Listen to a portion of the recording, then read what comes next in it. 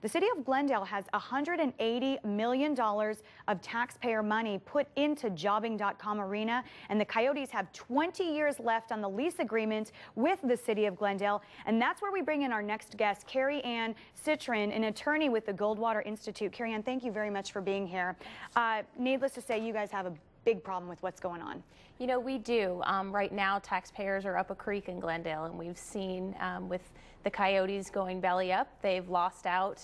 They've missed rent payments, already $180 million, and now they might be out a tenant. But what really concerned us right now is talk from CEO Jerry Moyes, and Jerry has said that the city of Glendale has promised to provide incentives to any buyers out there who want to buy the team and keep it in Glendale instead of moving it. And that's where we have a huge problem, because obviously taxpayer dollars should not be going to keep private businesses afloat. So people at home, I mean, I'm sure that there's a lot of people with varying opinions on this, because there are a lot of hockey lovers in town who say, you know what, we put so much money and effort into this. There are a ton of people who love the Coyotes, but on the other side of it, I'm sure there's people who are incensed, thinking you cannot use one dime of my money to try to support a professional sports team. What, you know, as taxpayers, what power do we have?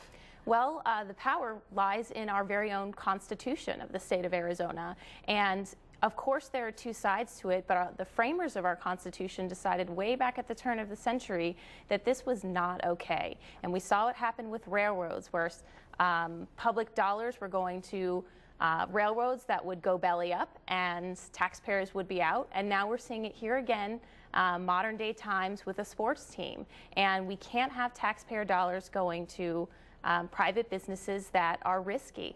Aren't you concerned, though, that a beautiful facility, the jobbing.com arena, will sit empty potentially unless they get another tenant in there, if in fact the Coyotes move to Ontario?